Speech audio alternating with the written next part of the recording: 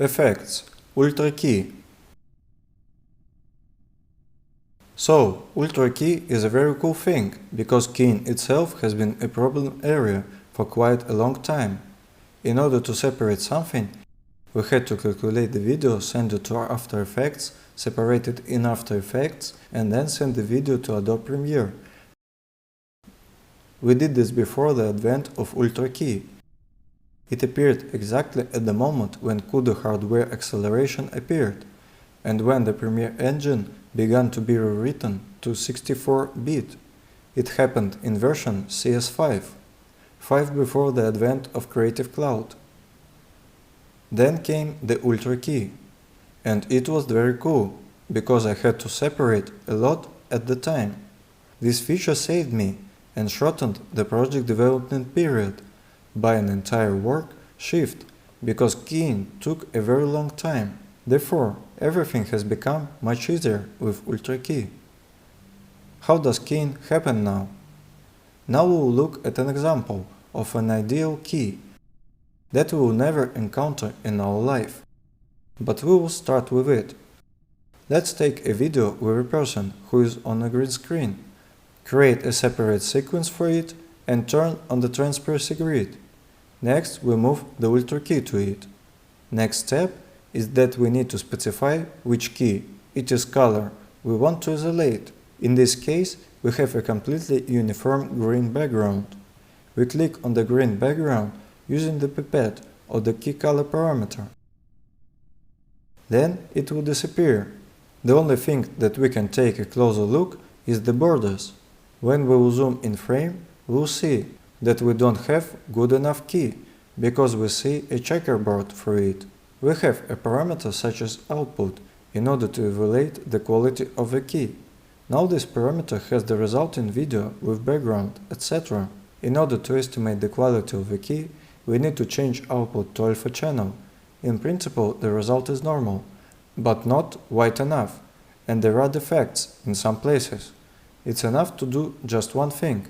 For 95% of cases, there is a setting parameter that we need to change from default to aggressive. When you turn it on, the internal setting of the effect will change, that help you cope with most tasks. At the same time, if we return output to composite, we will see that the borders have become clearer, and the checkerboard is no longer visible for the person.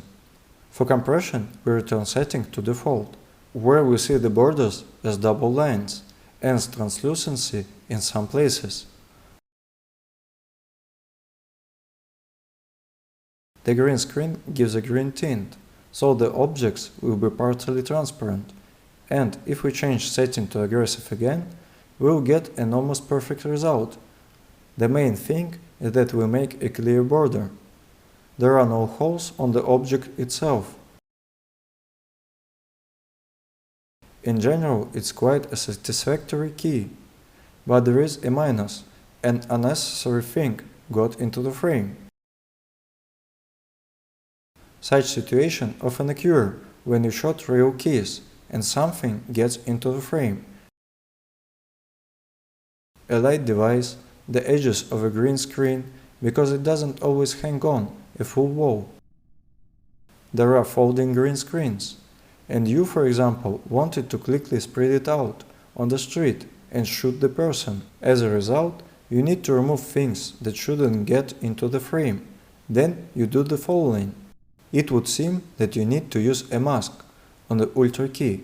But what happens then? Look, if we crop an unnecessary object with a mask on the Ultra Key, the following will happen. It will limit the effect of the Ultra Key effect. So, this is not what we need. I am deleting it from here. You should see what I do. When we have fit here, it will be very difficult to make a mask outside of a frame, because it doesn't allow us to put a point. So we zoom out in order to make the mask outside of a frame. Then we'll be able to put the mask points outside the frame. In this case, we need to apply the mask to the opacity effect. We should make sure that the mask doesn't cut off the hands when gesturing.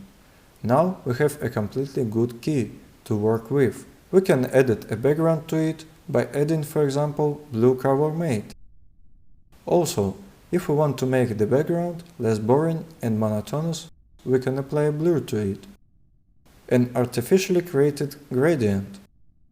To do it, we need to take a novel mask on opacity, pull it out on the program window and configure the mask thither. So far, it doesn't look very good, because we can see the checkerboard.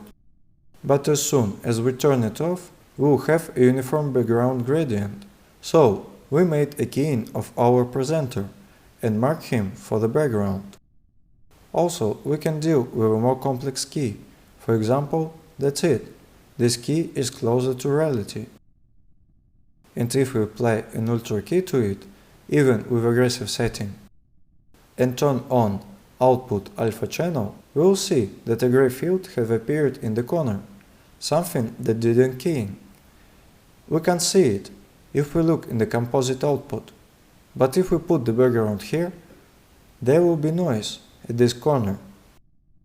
There are signs of poor keying that we don't need. No one needs noise on the key, especially if we hide our effect. What should we do in this case?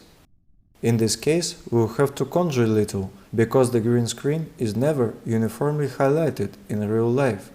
There is always a gradient. For example, it's a solar flare. Somewhere the green color is lighter, somewhere is darker, etc. Therefore, we need to look for a point that we'll mark with a pipette. We need to choose the average value somewhere between shades of green.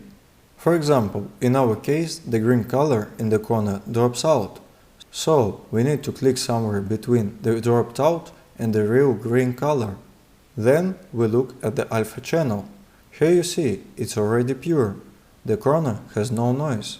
Some reflexes of green remained, but it's much more difficult to find them. At least, we want this corner. The main thing is that you understand the principle. You need to look for a point between the keying green tones and the non-keying green tones. The desired tone of green will be somewhere between these values. That's all about keying of green screen.